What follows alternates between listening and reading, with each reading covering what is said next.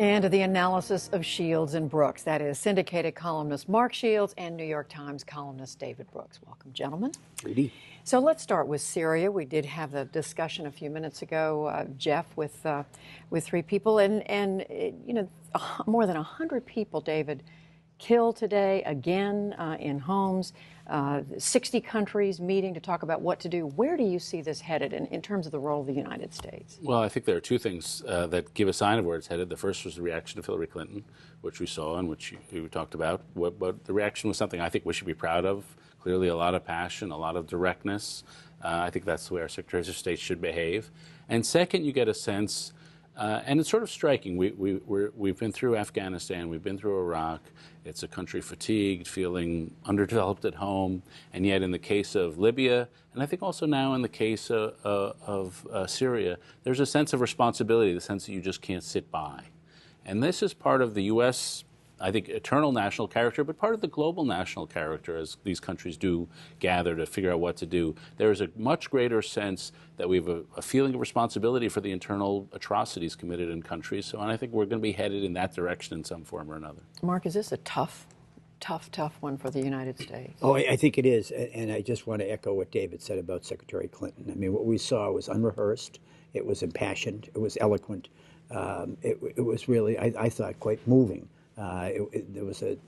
We search for authenticity all the time in our politics and public life, and I thought we saw it there. And I'm not one that lionizes or idolizes or idealizes fellow journalists, but for the courageous efforts of so many there, as well as the technology, the citizens, and what they've been able to accomplish, they've singed the world's conscience. I mean, they've made it totally uncomfortable not to do something. But I think there is a sense of fatigue that we demand and insist that he stop. But at the same time, what is the action statement that we're willing to do? And I think that's the real dilemma. I mean, what General Dempsey, the chairman of the Joint Chiefs of Staff, said he doesn't know where the opposition is, who the opposition is within. So it's not simply doing something, but what to do and how to do it. It's a real sense of frustration. Go ahead. Well, we've got a lot of politics to talk about too, so I'm going to take the liberty of moving on. There was a debate after 4 weeks in the Republican contest, David. Where does that leave everything? Well, it was our 20th, and believe me, there will never be another campaign with 20 debates. I think there's a consensus with both parties. It's been a bad thing for the Republican Party to have this many debates. This final debate, judging from the polls, it wasn't a complete game changer, but there's no question Rick Santorum had a very bad week.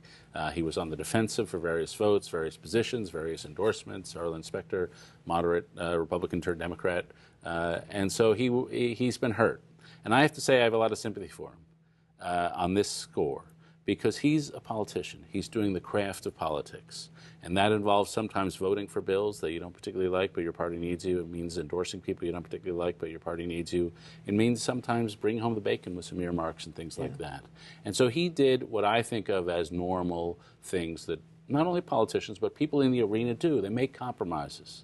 And so he's being hit for it at the debate. I think it's unfair. I think we ought to have some realistic expectations of what our people in public life are going to do.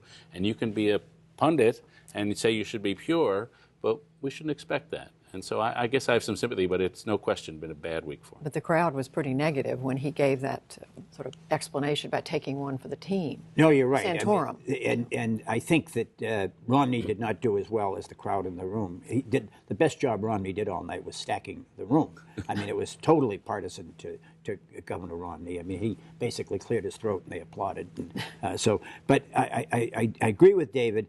The Republicans ought to think about debates in these terms. There was not a single candidate in that floor on that stage the other night who was more impressive, more compelling, more commanding, more thoughtful than he was when this thing began.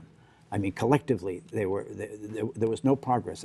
You could watch both Hillary Clinton and Barack Obama in 2008 become better and more intelligent and more informed public figures and public leaders. And I just thought all of them really were sort of diminished, have been diminished by this process. Rick Santorum, every politician who runs for president, yearns for that one moment, Judy, when the microphone and the spotlight comes to him. And you want to be ready for it when it does. And for Rick Santorum, it came after his 3 victories in Colorado, Minnesota, and Missouri.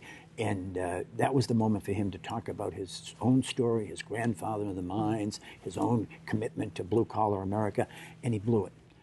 He went into a series of unforced errors, talking about phony theology, talking about peripheral social issues, not saying this is who I am, this is what I believe, but getting into discussions of contraception. I mean, abortion is a divisive issue in this country. Contraception is not.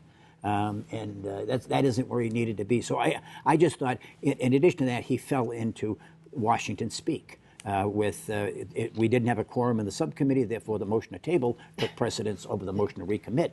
And you watch eyes glaze over when somebody does that. You agree that Santorum is having a really bad run right now? Right, and I do. And I guess for those reasons, he's always been a little didactic on the stump. But he believes that. I mean, he thinks theologically.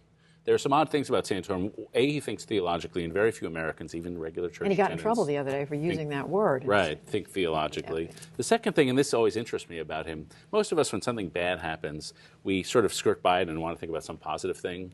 Santorum, through the whole course of his career, has always looked at the tragedy in the face and dwelt upon it. And that's sort of an unusual personality trope, but I think it is a personality trope. It was most serious and most tragic for the death of his son, Gabriel. But also in the campaigns, he dwells on the criticism, dwells on the negative, sometimes even in international affairs, dwelling on the threats. And so there's sort of a tragic sense about him, and sometimes that's not great political sense for people who want uplift, and so he didn't do uplift so well. But the final thing I'll say, and just about the tenor of the debates, as Mark said, they're not better than they were. And I think that's because it's become an identity marker. Are you with the team? And you have to stake out certain pure positions to show that you're with the Republican team. And so it's defeated thought and encouraged just, I'm totally pure. And we saw that with the immigration issue, where they have to be purer than pure now, which I'm not sure any of them actually believe that position, but they think they have to be there just to show I'm one of you. A question about Romney, Mark. He rolled out his corporate tax plan, reform plan this week. Does that change the debate in any way? Is that something that voters are going to be looking seriously at? Maybe some voters will be, Judy. I think we've seen this movie before. The rollout is always about we're going to lower the rates and eliminate expenditures, broaden the base. We never get quite to that second part. It seems to be the functional equivalent of what waste, fraud, and abuse used to be in balancing the budget.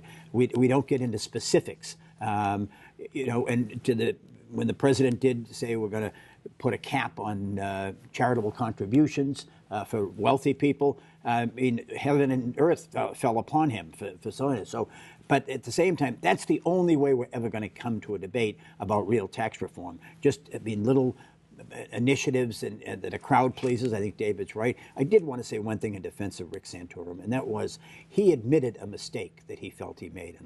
And my goodness, no child left behind. No child left behind. He said it was a mistake for him to cast that vote. And it was an honest thing for him to say, and he paid an enormous price, not only in the room, but he was attacked for it.